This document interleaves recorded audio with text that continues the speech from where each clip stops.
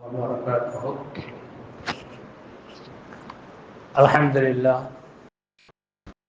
الحمد لله كفى والصلاة والسلام على المصطفى وعلى آله الشرفاء وأصحابه الخلفاء. أما بعد، فقد قال الله تعالى في كلامه القديم وفي الفرقان المجيد: إنه من سليمان وإنه بسم الله الرحمن الرحيم. صدق ربنا العظيم. கண்ணியத்திற்கும் பெரும் மரியாதைக்கும் உரிய அல்லாஹ்வின் நல்லடியார்களே, அல்லாஹ் ஜல்ல சுப்ஹானஹு வ தஆலாவின் பெரும் கருணையினால் அவனை விளங்கும் முகமாக நாம் அமர்ந்திருக்கிறோம். சென்ற வாரம் ஜோசியத்தை பற்றியும் சஃபர் மாதம் பீடை இல்லை என்பதை பற்றியும் பார்த்தோம். அதை தொடர்ந்து இன்ஷா அல்லாஹ் இந்த வாரம் அமல்டா என்ன, அந்த அமலை எப்படி செய்வது அப்படிங்கிறது இன்ஷா அல்லாஹ் பார்க்கணும். குறிப்பாக அருமை சகோதரர்களே, இந்த உலகத்தில் நாம் மூமின்களாக வாழ்றோம். இந்த வாரம் பயான கொஞ்சம் கவனிங்க. இது வாழ்க்கையை மாற்றக்கூடிய சில செய்திகள் இதுக்குள்ள இருக்கும். கேட்டதாகவும் இருக்கலாம், சில நேரங்கள்ல. பொதுவாகவே ஒவ்வொன்றுக்கும் ஒவ்வொரு நோக்கம்னு இருக்கும், மக்சதுன்னு இருக்கும். படிக்கிற பையன்கிட்ட கேட்டா நான் கலெக்டர் ஆகணும், ஐஏஎஸ் ஆகணும் அப்படின்னு சொல்லுவாங்க, இல்லையா? குமர பிள்ளைகிட்ட, வயசு பிள்ளைகிட்ட கேட்டா நல்ல மாப்பிள்ளை கிடைக்கணும் அப்படிம்பாங்க. ஒரு பேனா வாங்குறோம்டா அது நல்லா எழுதணும். ஒரு செல்போன் வாங்குறோம்டா அது நல்லா சவுண்டா பேசணும், கேட்கணும். இப்படி ஒவ்வொரு பொருளுக்கும் ஒரு நோக்கம் இருக்குது. நம்முடைய நோக்கம் என்ன அப்படின்னு கேட்டா அல்லாஹ்வுடைய பொருத்தம். நல்லா ஞாபகம் வச்சுக்கிடுங்க. நம்முடைய நோக்கம் என்னவா இருக்குன்னா அல்லாஹ்வுடைய திருப்பொருத்தம். இதுதான் நம்முடைய நோக்கம். இதை தவிர வேற எந்த சிந்தனையும் நமக்குள்ள வரக்கூடாது. அதுக்கு என்ன பண்றது? பொதுவாக நாம் ஒரு நன்மை செய்தாலும் அல்லது ஒரு தீமை செய்தாலும் அதோட கடந்து நம்ம போயிடுறோம். ஆனால் அல்லாஹ் கடந்து போக மாட்டான். அல்லாஹ் கடந்து போக மாட்டான். அதை அப்படியே ரெக்கார்ட் பண்ணுவான், எழுதுவான், தஃப்தர்ல எழுதுவான். நாளை நாம் எழுப்பப்பட்ட பின்பு விசாரணைக்காக அவன் முன்னால் கொண்டு போவோம். முதல்ல இதுல இருந்து இதை நம்புங்க. கொண்டு போவோமா, கொண்டு போக மாட்டோமா? கண்டிப்பா கொண்டு போவோம். இதுல மாற்று கருத்து கிடையாது. ஏன்டா ஜிப்ரீல் அலைஹிஸ்ஸலாத்து வஸ்ஸலாம் அவங்க மனித ரூபத்துல ரசூலுல்லாஹி ஸல்லல்லாஹு அலைஹி வஸல்லம் முன்னால் அமர்ந்தாங்க. நபியுடைய முட்டியும் ஜிப்ரீலுடைய முட்டியும் நேருக்கு நேராக இருக்குது. கேள்விப்பட்ட ஹதீஸ். ஆனா சிந்திக்க மாட்டோம். முட்டியோட நேசு உட்கார்ந்தாங்க. உட்கார்ந்தவங்க கேட்டாங்க, மல் ஈமான், ஈமான்டா என்ன கேட்டது யாரு? ஜிப்ரீல் அலைஹிஸ்ஸலாம். கேட்கப்பட்டது நபி ஸல்லல்லாஹு. அவங்க சொல்றாங்க, அல்லாஹ்வை நம்பணும், என்னை ஏற்றுக்கொள்ளணும் அப்படின்னு ஈமானுடைய ஃபர்ல அந்த எல்லாத்தையும் சொல்லிட்டு வரக்கூடிய நேரத்துல அல்லாஹ்வுடைய ரசூல் சொல்றாங்க, நன்மை தீமை எல்லாம் அல்லாஹ்வால் உண்டாகிறது என்பதை நம்புவதோடு நாளை மஹ்ஷரில் அல்லாஹ்விடம் கணக்கு ஒப்படைக்க வேண்டும் என்பதை நம்புதல் அப்படின்னு சொன்னாங்க. இது ஒரு நீண்ட ஹதீஸ். அப்புறம் சாதத்தை பத்தி மறுமையெல்லாம் பத்தி கேட்கிறாங்க. இப்ப இதுல கவனிக்கப்பட வேண்டிய விஷயம் என்னென்றால், அல்லாஹ் நம்மை முன்னால் நிறுத்தி கேட்பான் என்பதை நம்பவில்லை என்று சொன்னால் நான் மூமின் இல்லை. நான் மூமின் இல்லை என்றால் நமக்கு ஜும்மா கிடையாது, ரமலான் கிடையாது, எந்த தொழுகையும் கிடையாது, எந்த ஹலாலும் கிடையாது, எந்த ஹராம் கிடையாது. எப்படி வந்தாலும் வரலாம். இப்ப ஏன் நம்ம இது கோழி ஹலாலா, இது ஹராமா, இது கூடுமா, அது கூடாதா? யாரு?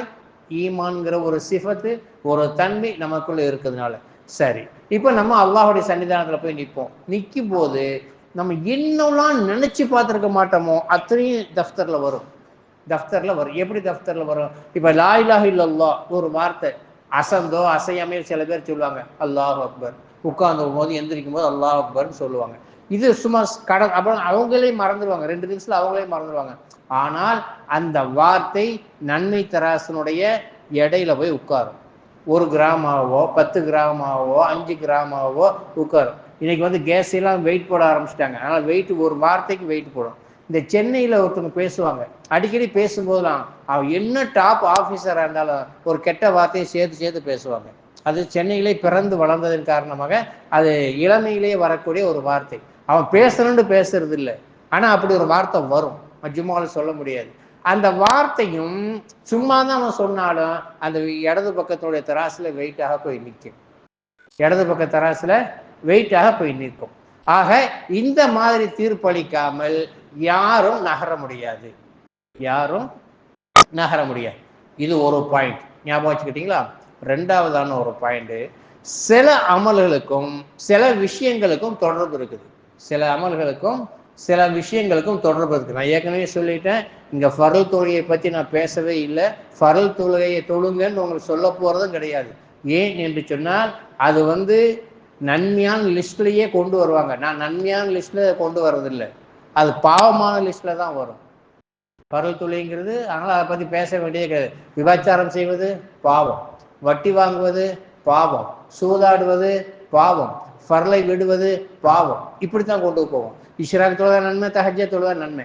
அதனால சில செயல்களுக்கும் நமக்கும் தொடர்பு உண்டு, நமக்கும் அமல்களுக்கும் தொடர்பு உண்டு. உதாரணமாக சொல்ல வரேனே, சலவாத்து இருக்குல்ல, சலவாத்து, இந்த சலவாத்துக்கும் கல்புக்கும் தொடர்பு உண்டு, கலிமாவுக்கும் கண்ணுக்கும் தொடர்பு உண்டு, கலிமாவுக்கும் கண்ணுக்கும் தொடர்பு உண்டு. வேண்டாம், நான் சொல்றேன் இப்ப சின்ன பாயிண்ட்ஸுகளை எடுத்துக்கிட்டு, அதனால பயனுடைய ஆரம்பத்திலே சொன்னேன், கொஞ்சம் கூர்ந்து கவனிங்கன்னு சொல்லி டெஸ்ட் பண்ணி பாருங்க. நீங்க வண்டி எடுக்கிறீங்க, ஆம்பளைங்க தானே, வண்டி ஓட்டுறீங்க. வண்டி ஓட்டும் போது சலவாத்து ஓதுட்டே வண்டி ஓட்டுங்க. உங்களுடைய பார்வை எந்த பொருள் மீது படாது. சேலஞ்ச் பண்ணி சொல்லுவேன், எந்த கெட்ட போஸ்டர் மீது உங்கள் பார்வை படாது. சலவாத்துக்கும் கண்ணுக்கும் ஒரு தொடர்பு உண்டு. ஞாபகம் வச்சுக்கிட்டீங்களா? அதே மாதிரியே சலவாத்துக்கும் கலிமாவுக்கும் கண்ணுக்கும் தொடர்பு உண்டு. கலிமாவுக்கும் அஷ்ஹது அல்லா இலாஹா இல்லல்லாஹ் வ அஷ்ஹது அன்ன முஹம்மதர் ரசூலுல்லாஹ் ஓதிக்கிட்டே போனா பார்வை படாது. சலவாத்துக்கும் கல்புக்கும் தொடர்பு இருக்கிறது. சலவாத்துக்கும் கல்புக்கும் தொடர்பு இருக்கு. நிறைய ஆதாரங்கள் நான் சொல்லுவேன்.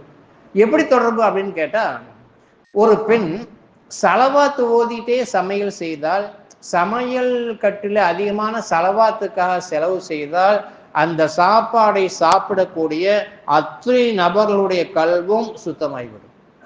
சேலஞ்ச் பண்ணி பாருங்க. அத்தனை கல்வும் சொல்லணும். ஒரு சின்ன சம்பவத்தை சொல்றேன். ஃபஹ்ருதீன், இவருக்கு அல்லாஹ் மீது ரொம்ப காதல், ரொம்ப ஆசை. சில நேரத்தில் ஒரு செயல் தான் கெடுக்கும், ரொம்ப ஆசை. அவர் போய் என்ன செஞ்சாரு, மக்களோட பேசினா புறம் பேசணும், எவனை பத்தியா வம்புழுக்கணும் அப்படின்னு சொல்லிட்டு தனக்குள்ள தோட்டத்துல போய் உட்கார்ந்து தவம் பண்ணாரு. பகல்லாம் நோன்பு வச்சாரு, இரவுலாம் தொழுதாரு. ஒரு காலகட்டத்தில் பயங்கரமான விக்கிரில் இருக்கும்போது அவர் கழுத்துக்கு மேல, தலைக்கு மேல ஒரு புறா உட்கார்ந்து கத்திக்கிட்டு இருந்துச்சு. டிஸ்டர்பன்ஸா இருந்துச்சு. அண்ணாந்து பார்த்தாரு, புறா கீழே கருகி கீழே விழுந்துருச்சு. அது வரைக்கும் நல்ல மனுஷனா இருந்தார் இந்த ஃபஹ்ருதீன். திடீர்னு ஆஹா, நம்ம கண் பார்வைப்பட்டு புறாவே செத்து போச்சு, அப்ப நமக்கு ஒரு பார்வை வந்துடுச்சு, நமக்கு ஒரு பவர் வந்துருச்சு அப்படின்னு பெருமை வந்துருச்சு. அழிக்கிறது, மனுஷன் அழிக்கிறதே பெருமை தான். பெருமை வந்துருச்சு. ஊருக்குள்ள வர்றாரு, ஒருத்தன் கசாபி கறியை வெட்டிட்டு உட்கார்ந்துருக்கான். ஆடை வெட்டி கறியை வித்துட்டு இருக்கான். அவன் அஸ்ஸலாமு அலைக்கும் பதில் சொன்னாரு. அவன் கண்டுக்கிறவே இல்லை. ரெண்டாவது சலாம் கண்டுக்கிறல. மூணாவது சலாம். உடனே பெருமை வந்தா தான் தண்ணி கோபம் தானா வந்துருமே. கோபம் வந்துருச்சு. கேட்டாரு, நான் யார் தெரியுமா, 3 தடவை சலாம் சொன்னா நீ பதில் சொல்ல மாட்டேங்கிற அப்படின்றாரு. அவன் சொன்னான், அவங்க அத்தா பேர் என்னது, உன் பேரு ஃபஹ்ருதீன், இந்த தோட்டத்தில் உட்காந்து தவம் பண்ண, ஒரு புறாவை பார்த்து இறந்தோன்னே ஊருக்குள்ள இருந்துச்சு வந்துட்டேன். ஹிஸ்டரியே சொல்லி முடிச்சிட்டான். அடப்பாவி, உனக்கு இதெல்லாம் எப்படா தெரியும் அப்படின்னு அவன் கேட்க. ஆச்சரியம் தானே, உனக்கு இதெல்லாம் எப்படா தெரியும் அப்படின்னு சொன்னா, அவன் சொன்னான், அல்லம்னி ரப்பி, என்னோட ரப்பு எனக்கு கத்துந்தான். ரப்பு கத்து தந்தான். நீயே டெய்லி கொலை பண்ற, ஆடை விற்கிற, உன்கிட்ட என்ன அமல் இருக்கு, ரப்பு என்ன இது உனக்கு கத்துந்தான்? ஆச்சரியமா கேட்டார். அவர் சொன்னார், என்னட்ட அமல் இல்லப்பா, என்னட்ட அமல் இல்லை. என் பொண்டாட்டி சமைக்கும் போது சலவாத்து ஓதிக்கிட்டே தான் சமைப்பா. எதையாவது தேவைண்டா கூட எழுதி கொடுத்துருவா. கத்திரிக்காய் வாங்கிட்டு வா, முட்டை வாங்கிட்டு வா, பாலை வாங்கிட்டு வான்னு எழுதி தான் சொல்லுவா. சலவாத்துல இருந்து நாக்கு நிக்காது, ஓதிட்டேப்பா. அந்த சாப்பாடை சாப்பிட்டதனுடைய விளைவு அல்லம்னி ரப்பி, எனக்கு ரப்பு கத்து தந்தான். இப்ப தெரியுதா சலவாத்துடைய பவர் என்னன்னு தெரியுதா? அதனால குறிப்பா வீட்டில் உள்ள பெண்கள்கிட்ட சொல்லுங்க, செல்போனை பார்த்துக்கிட்டே சமைக்கிறது, பாட்டு கேட்டுட்டே சமைக்கிறது, இவைகளை விட வாய் முணுமுணுத்து சலவாத்து ஓதிக்கிட்டே சமைச்சால் நீங்க சும்மா உட்கார்ந்து நூறானியத்தை கல்வியில் ஏற்றி கொள்ளலாம். இதை ஞாபகத்துல வச்சு கொடுங்க. இதுக்கு இன்னொரு ஆதாரம்னு சொல்றேன். யூதர்கள் இப்ப இஸ்ரேல்காரங்க இப்ப மட்டும் இல்ல, ரசூல் ஸல்லல்லாஹு அலைஹி வஸல்லம் காலத்திலேயே பயங்கரமான குடைச்சல் கொடுத்தானுங்க. அதான் தொடர் சொல்லணும்னு நினைச்சது, இடையில வேற வேற சப்ஜெக்ட் வந்துருது. ஒரு யூதன் ஒரு ஒட்டகத்தை ஒரு கையில பிடிச்சுக்கிட்டு ஒரு அரபிய ஒரு முஸ்லீமை கையில பிடிச்சி ரசூலுல்லாஹ்ட்ட வந்தான். யா முஹம்மது ஃபஹ்கும்னி, முஹம்மதே எனக்கு தீர்ப்பளியுங்கள் அப்படின்னா. என்ன தீர்ப்பு? இந்த முஸ்லீம் என்னுடைய ஒட்டகத்தை திருடி விட்டான், அதற்கு என்ன சாட்சி? கொண்டு வரேன். போய் 4 பேரை கூட்டிட்டு வந்தான். 4 பேரை போய் கூட்டிட்டு வந்தான். முஸ்லீம் திருடலைங்கிறதுக்கு ஒன்றதுக்கு சாட்சி இல்லை யார சொல்லலாம். இப்ப அவங்க கையில ஒட்டகம் இருக்கிறது, அவன்கிட்ட 4 சாட்சிகள் இருக்கிறாங்க. முஸ்லீம்கள்ட்ட எதுவுமே கிடையாது, முஸ்லீமான பாய்கிட்ட எந்த சாட்சியும் கிடையாது. அப்ப ரசூல் ஸல்லல்லாஹு அலைஹி வஸல்லம் எப்படி தீர்ப்பளிப்பாங்க? ஜாதியை பார்க்க மாட்டாங்க, இவன் நம்முடைய ஆளாச்சு, இவன் மனவாடு நம்ம ஆளு அப்படின்லாம் பார்க்க மாட்டாங்க. சாட்சியின் அடிப்படையில் தான் அல்லாஹ்வுடைய ரசூல் தீர்ப்பளிப்பாங்க. அப்ப தீர்ப்பளிச்சாங்க, ஒட்டகம் யூதனுக்கு சொந்தமானது, இவனுடைய கையை வெட்ட வேண்டும், திருடியதற்காக முஸ்லீமுடைய கையை வெட்ட வேண்டும். அவர் யோசிக்கிறார், முஸ்லீம் அமைதியா நின்று யோசிக்கிறார்.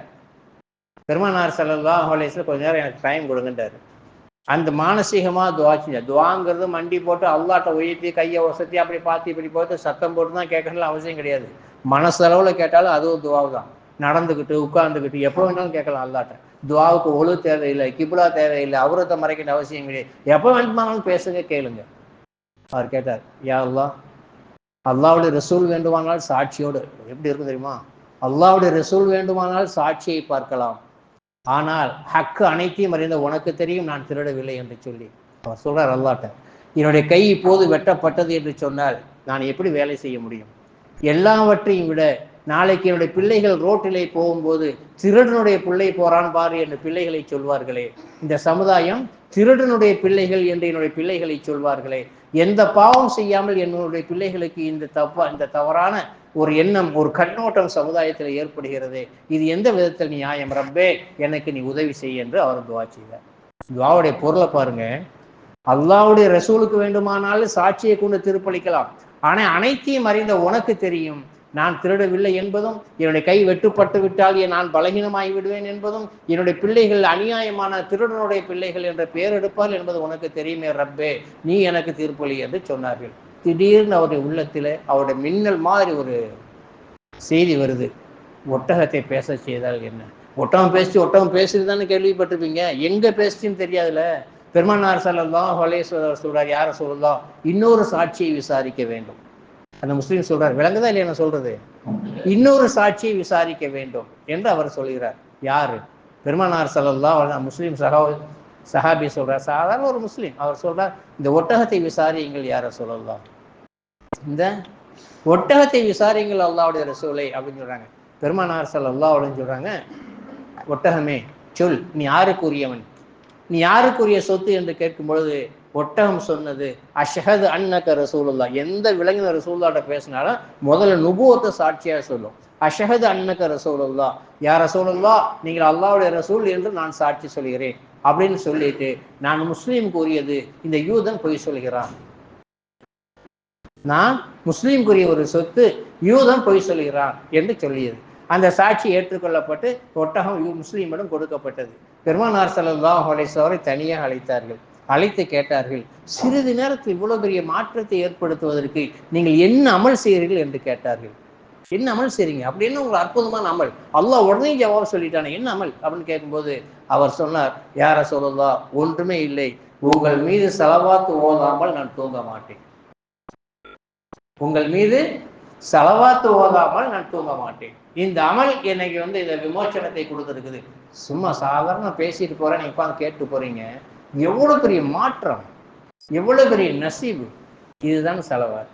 2 சொல்லிட்டுனா 3வது, இந்த ஹாரூன் ரஷீத் பாத்ஷா இருக்கார்ல, உம்ராவுக்கு போயிருக்கீங்களா? மக்காவிலிருந்து மதீனாவுக்கு போயிருக்கீங்களா? கார்ல பஸ்லயே போயிருக்கீங்களா? இடதுபுறமாக அப்படியே செங்கல்ல அப்படியே ஒரு கட்டடம் மாதிரி வரும், மதீனா வரைக்கும் போகும். அது ஒரு ஆறு, நஹரே ஜுபைதான்னு பேரு, ஜுபைதா அம்மையாருடைய பெயரை கொண்ட ஒரு ஆறு. இவங்க ஹாரூன் ரஷீதுடைய பொண்டாட்டி. ஜுபைதா அம்மையாரு ஹாரூன் ரஷீதுடைய பொண்டாட்டி. அந்த அம்மா தான் இந்த ஆறை வெட்டினாங்க. எங்க இருந்து? எகிப்தில் இருந்து சவுதிக்கு தண்ணி கொண்டு போனாங்க. எகிப்தில் இருந்து நைல் நதியிலிருந்து அந்த தண்ணி அப்படியே போய் ரொம்ப காலமா மக்கா மதீனா வாசிகள் அந்த தண்ணியை யூஸ் பண்ணாங்க. இன்னைக்கு பஸ்ல ஹைவேல போகக்கூடிய நேரத்துல அந்த ஆறை பார்க்கலாம். அந்த ஆறுக்கு பேரு நஹரே ஜுபைதா. நஹர்ந்த ஆறு, ஜுபைதான ஜுபைதா அம்மையாவுடைய ஆறு. இந்த ஆறு எப்படி வந்துச்சு அப்படின்னு கேட்டீங்கன்னா, அதுக்கும் தொடர்பு, ஸலவாத்துக்கும் தொடர்பு இருக்குது. நம்ம சும்மா கடந்து போறோம், உள்ள போய் நோன்னு சொல்லிட்டோம்னா நிறைய விஷயங்கள், அஜீபான ஆச்சரியமான விஷயங்கள் கிடைக்கும். அந்த அம்மா ஒரு கனவு காண்றாங்க. அந்த அம்மா ஒரு கனவு காண்றாங்க. ஊர்ல உள்ள ஆம்பளைங்கெல்லாம் தன்னை கியூவில் நின்று அனுபவிச்சுட்டு போற மாதிரி ஒரு கனவு காண்றாங்க. ரொம்ப செக்ஸியான ஒரு கனவு பார்க்குறாங்க. இந்த அம்மாவுக்கு அந்த கனவை பார்த்தோன்னே இதுல ஏதோ நமக்கு விஷயம் இருக்குது அப்படின்னு தெரிஞ்சு தன்னுடைய பணிப்பெண்ணை கூப்பிட்டு, நீ போயிட்டு இப்னு சீரின், அந்த காலத்துல இப்னு சீரின் ரஹ்மத்துல்லாஹுடைய காலம், இப்னு சீரின் ரஹ்மத்துல்லாஹிட்ட போட்டு நீ இந்த கனவை கண்டதாக நீ போய் விடையை கேட்டு வா அப்படின்னு சொல்லிட்டாங்க. நான் கண்டேன்னு சொல்ல எனக்கு அசிங்கமா இருக்கு, நீ போய் கேட்டு வா அப்படின்னு சொல்லி சொல்றாங்க. பணிப்பெண் போய் இப்னு சீரின் ரஹ்மத்துல்லாஹி ஸலான்னு சொன்னாங்க. நான் இப்படி ஒரு கனவு கண்டேன்னு சொன்னாங்க. நீ என்ன வேலை செய்யற அப்படின்னு கேட்டாங்க. இப்னு சீரின் ரஹ்மத்துல்லாஹி கேட்டாங்க, நீ என்ன செய்ய? நான் பணிப்பெண்ணா இருக்கிறேன், நீ இந்த கனவை கண்டிருக்க முடியாது, கண்டவங்களை வர சொல்லு அப்படின்ட்டாங்க. எடுத்தோன்னு சொல்லிட்டாங்க, நீ இந்த கனவை கண்டிருக்க மாட்ட, கண்டவங்களை வர சொல்லு அப்படின்ட்டாங்க. அந்த அம்மா எஜமானி அம்மாட்ட வந்து சொன்னாங்க, நான் போய் சொன்ன உடனே இந்த கனவு நீ கண்டிருக்க முடியாது, கண்டவங்களை வர சொல்லுங்க அப்படின்னு சொல்லி சொன்னாங்க. சுபைத் அம்மா வெக்கப்பட்டு போறாங்க. போயிட்டு இப்னு சீரின் ரஹ்மத்துல்லாஹி முன்னால் உட்காந்து அவங்க சொல்றாங்க, இது வெக்கப்படுறதுக்கான கனவு. சில கனவு அப்படித்தான் பார்க்கறதுக்கு பங்கரையா தெரியும், ஆனா பயங்கரமான விளக்கமா இருக்கும். இது வெக்கப்படுறதுக்கான கனவு கிடையாது. ஊர்ல உள்ள ஆண்கள்லாம் உங்களை அனுபவிக்கிறான்னு கேட்டால் ஒரு பெரும் சமுதாயம் உங்களை கொண்டு பிரயோஜனம் அடைய போகிறது அப்படின்னு சொல்லி சொன்னாங்க.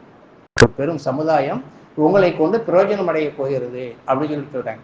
அந்த இரவு ஒருத்தர் ஹாரூன் ரஷீத் பாதுஷாவை தேடி வருகிறார். அவர் சொல்கிறார், பாதுஷா நீங்க எனக்கு 4000 திர்ஹம் கடன் தரணும் அப்படிங்கிறார். நான் எப்படா உன்னிட்ட கடன் வாங்கினேன் அப்படின்னு கேட்கிறார். அவர் சொல்றார், அல்லாஹ்வுடைய ரசூல் உன்கிட்ட போய் 4000 ரியால் வாங்க சொன்னாங்க அப்படின்னா. ஏன்? நீங்க எப்பவும் வெள்ளிக்கிழமை நைட்டு 4000 செலவாத்து ஓதி கொண்டு படுப்பீர்களாமே, இந்த வெள்ளிக்கிழமை நீங்கள் மறந்து விட்டீர்கள் என்பதை ஞாபகப்படுத்த சொன்னாங்க அப்படின்னு சொன்னா அவர் திட்டுக்கிட்டு எந்திரிச்சாரு. எந்திரிச்சு 4000 திர்ஹம் அவரை கொடுத்த பின்னால அந்த அம்மாவுடைய உள்ளத்துல அல்லாஹ் போடுகிறான், இப்படி ஒரு ஆறை வெட்ட சொல்லி. ரொம்ப காலமா மக்கா மதீனா வாசிகள் அரபிகள் வந்து அந்த நைல் நதியுடைய அந்த ஆத்துடைய நஹரை சுபைதனுடைய தண்ணியை தான் அனுபவித்தார். சலவாத் நம்ம சும்மா சாதாரண நினைச்சிட்டு இருக்கோம். ஏன் இந்த நேரத்தில் இந்த சப்ஜெக்ட் வர்றது ரபியுல் அவ்வல். இப்பவே உங்களை தயார்படுத்தணுமே அப்படிங்கிறதுக்காகவே தான் இவ்வளவு தொகுத்து சொல்றேன். அதனால அருமையான சகோதரர்களே, ஒரு அமலை பற்றி பிடிச்சுக்கிட்டீங்கன்னா அந்த அமல் உங்களை கைகூட்டி இழுத்துட்டு போயிடும். ஏதாவது ஒரு அமல், ஏதோ தஹஜ்ஜத் நியமமா தொழுங்க, இஷராக்கா நியமமா தொழுங்க, லுஹாவா ஒரு நாள் லுஹா தொழுங்க, இன்னொரு நாள் தொழுங்க. அமல் வந்து ஒரு அமலை பிடிச்சி அந்த அமலை கெட்டியா பிடிச்சுக்கணும். அப்பதான் விமோச்சனம் கிடைக்கும். உங்களுக்கு எத்தனை உதாரணம் சொல்லுங்க. பிலால் இல்லாத ரசூலுல்லாஹ்க்கு முன்னால் சொர்க்கத்துல நடந்து போனாங்க. மேகராஜ் விஷயத்துல பிலாலை கூப்பிட்டாங்க, என்ன அமல் செய்யறீன்னு கேட்டாங்க. அல்லாஹ்வுடைய ஒளி செஞ்சா 2 ரக்காத் தொழுதுருவேன், ஒழு புரிஞ்சா உடனே ஒளி செஞ்சிருவேன், இந்த அமல் தான் உங்களை எனக்கு முன்னால் நடக்க செய்திருக்கிறது அப்படின்னாங்க. ஒரு அமல் தான், அந்த அமலை பிடிச்சுக்கிடுவாங்க. இப்ப அபூபக்கர் சித்திக் ஈமான் மட்டும் இவ்வளவு ஈமான் இருக்கக்கூடிய காரணம் என்ன? எல்லா என்னுடைய உம்மத்துடைய தட்டையும் ஒரு தட்டுல வச்சு அபூபக்கருடைய ஈமான் மட்டும் ஒரு தட்டுல வச்சா என்ன நடக்கும்னா அபூபக்கருடைய ஈமான் தான் வெயிட்டான ரசூல் ஸல்லல்லாஹு அலைஹி வஸல்லம். என்ன காரணம்? அவருக்கு மட்டும் என்ன முளைச்சிருக்கு? அவருக்கு மட்டும் என்ன வந்துச்சு? அமல். அவங்க ஒரு அமலை செஞ்சாங்கண்டா அந்த அமலை நிரந்தரமா செய்வாங்க. அவங்களோட அமல்ல யாருமே போட்டி போட முடியாது. அபூபக்கர் சித்திக் ரலியல்லாஹு அமல்ல யாருமே போட்டி போடக்கூடியது. ஒரு சில நேரத்துல சஹாபாக்கள் நிறைய காசு வரும். உமர் ரலியல்லாஹு செல்வ செழிப்புல இருக்க நேரம் ஹைபர் யுத்தம் வருது. அப்போ அபூபக்கர் சித்திக் என்ன செய்யறாருன்னு பாக்குறாங்க. உமர்ல எட்டி பாக்குறாங்க. அபூபக்கர் ஒரு அமௌண்ட்டை கொண்டு வந்து கொடுக்குறாங்க. உமர் ரலியல்லாஹு தஆலா அன்ஹு அவங்களுடைய தவணை வருது, பெரிய அமௌண்ட்டை கொண்டு வந்து கொடுத்துட்றாங்க. அப்போ இன்னைக்கு ரசூல் நம்மளை தான் பாராட்டுவாங்க. நப்பாசையில் உட்கார்ந்துருக்காங்க உமர் ரலியல்லாஹு தஆலா. சபை கூடுது. பெருமானார் ஸல்லல்லாஹு அலைஹி வஸல்லம் நெருங்கிய தோழர்களுக்கு நீங்க என்ன தந்தீங்க, நீங்க என்ன தந்தீங்க அப்படிங்கிறாங்க. உமர் ரலியல்லாஹு தஆலா தவளை வருது. யார சொல்லலாம், நான் வந்து என்னட்ட உள்ள சொத்துல பாதியை கொண்டு வந்து தந்துட்டேன், பாதியை வீட்டுக்காரங்களுக்காக வச்சிருக்கிறேன் அப்படின்னாங்க. கடைசி ரசூல் ஸல்லல்லாஹு அலைஹி வஸல்லம் பக்கத்துல தான் எப்போ அபூபக்கர் இருப்பாங்க, வலதுபுறமாக. அபூபக்கர் சித்திக்கான தவணை வந்துச்சு. நீங்க என்ன கொண்டு வந்தீங்க? அல்லாஹ்வையும் அல்லாஹ்வுடைய ரசூலையும் வீட்டுல வச்சுட்டு எல்லாத்தையும் கொண்டு வந்துட்டேன். உமர் ரலியல்லாஹு சொன்னாங்க, அல்லாஹ் மீது சத்தியமாக இனிமேல் அமல் விஷயத்தில் நான் அபூபக்கரோட போட்டியே போட மாட்டேன். அமல் விஷயத்தில் அபூபக்கரோட நான் போட்டியே போட மாட்டேன். அபூபக்கர் சித்திக் எப்பவுமே சுபூத்துக்கு வேகமா ஓடுவாங்க. உமர்ல இருந்து அதையும் நோட் பண்ணாங்க, எங்கடா போறாரு இந்த மனுஷன் சொல்லி. போனா ஒரு குடிசைக்குள்ள போயிட்டு வர்றத பார்த்தாங்க. அபூபக்கர் சித்திக் முன்னால இவர் சீக்கிரம் எழுந்துச்சு வேகமா போனாங்க. போயிட்டு குடிசைக்குள்ள போயிட்டு பார்த்தா ஒரு கிளை உட்கார்ந்து கஞ்சி கொடுக்க தான் கொண்டு போறாங்க. அந்த குழவைக்கு ஒரு ஸ்பூனை வச்சு கஞ்சியை ஊத்திட்டு இருக்காங்க. அந்த கிளவி கண்ணும் தெரியாது ஒன்றும் தெரியாது. உடனே கையை பிடிச்சிக்கிட்டு இன்னைக்கு அபூபக்கர் வரலையோன்றாங்களாம். இன்னைக்கு அபூபக்கர் வரலையோ, வேற ஆள் வந்திருக்க அப்படின்னாங்க. உமர்ல தான் ஷாக் ஆயிட்டாங்க. எப்படி கண்டுபிடிச்சிங்கம்மா? அபூபக்கர் ஸ்பூன்ல ஊட்ட மாட்டாரு, கையால ஊட்டுவாரு, நீ வந்து ஸ்பூன்ல ஊட்டுற, அதனால நீ அபூபக்கர் ஆக முடியாது அப்படின்றாங்க. அது இப்படி அமல் அப்படிங்கிற விஷயத்த அல்லாஹ் பொருந்திக்கிட்டான்டா நமக்கு நியமமான தருவான். நம்மள சில பேரை பார்க்குறோம், தொழுகை கரெக்டா தொழுவாங்க. ஆனா அதே நேரத்தில் என்ன வியாபாரம் இருந்தாலும் சரி, 1,00,00,000 லாபம் இருந்தாலும் சரி, தொழுகைன்னா தொழுகை தான், விட்டுறணும். அதான் அல்லாஹ். சலவாத்து ஓதிட்டு படுக்கண்டா என்ன தூக்கம் வந்தாலும் சரி ஓதிட்டு தான் படுக்கணும், படுத்துக்கிட்டாவது ஓதணும். அப்படி ஒரு அமலை நிரந்தரமா ஏதாவது நீங்க சாய்ஸ் பண்ணுங்க.